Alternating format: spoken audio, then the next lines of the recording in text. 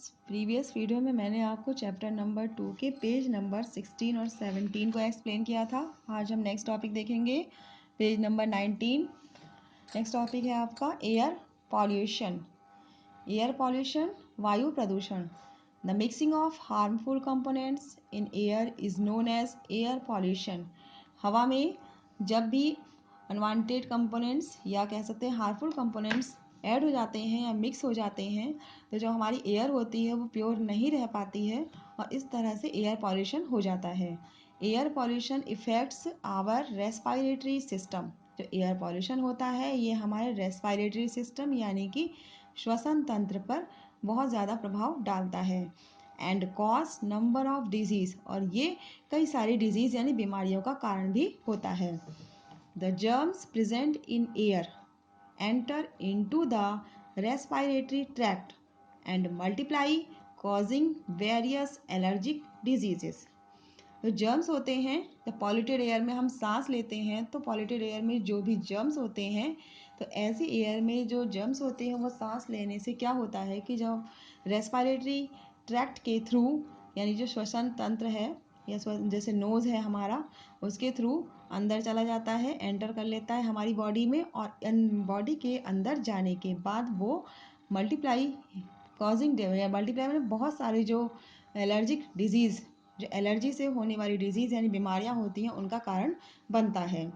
इस जैसे कि स्नीजिंग मीन्स जैसे छींकना या छींक आ जाती है। When we inhale the germs are trapped by the hair present inside the nose. जब हम किसी भी पॉल्यूटेड या कहीं भी पॉल्यूटेड एयर में सांस लेते हैं तो जब एयर अंदर जाती है तो उसके साथ जर्म्स भी चले जाते हैं और ये जो जर्म्स होते हैं हमारी नोज़ के अंदर जो हेयर प्रेजेंट होते हैं वहीं पर ट्रैप्ड हो जाते हैं यानी रुक जाते हैं। समटाइम्स, कभी कभी, these particles are not trapped, कई बार ऐसा होता है कि ये पार्टिकल्स वहाँ ट्रैप नहीं हो पाते हैं। एंड कॉज इरिटेशन, जिससे हमारी नाक में इरिटेशन यानी खुजली या एक तरह से प्रॉब्लम हो जाती है। थस स्नीजिंग अकर्स, और इसीलिए क्या होती है, हमें छींक आती है। To throw these particles out, इन्हीं पार्टिकल्स को बाहर निकालने के लिए हमें छींक आती है। नेक्स्ट टॉपिक है आपका कफिंग, खांसना। If unwanted particles enter the respiratory tract, अगर हमारे श्वसन के रास्ते में या श्वसन रेस्पिरेटरी ट्रैक्ट में कोई भी अनवांटेड पार्टिकल आ जाता है, अनवांटेड माने हार्मफुल पार्टिकल जो नहीं जाना चाहिए, अंदर एंटर नहीं करना चाहिए, देन तब क्या होता है, कफिंग अकर्स, तभी हमें खांसी आती है। To throw these particles out, इस पार्टिकल को बाहर निकालने के लिए हमें कफिंग हो जाती है या खांसी आती है। नेक्स्ट टॉपिक है आपका asthma. The breathing difficulty that occurs due to an allergic disorder is known as asthma. Asthma क्या होता है, ये भी हमारे श्वसन से संबंधित एक प्रॉब्लम होती है जिसमें हमें सांस लेने में परेशानी हो जाती है और ये भी क्या होता है, एक एलर्जिक डिसऑर्डर।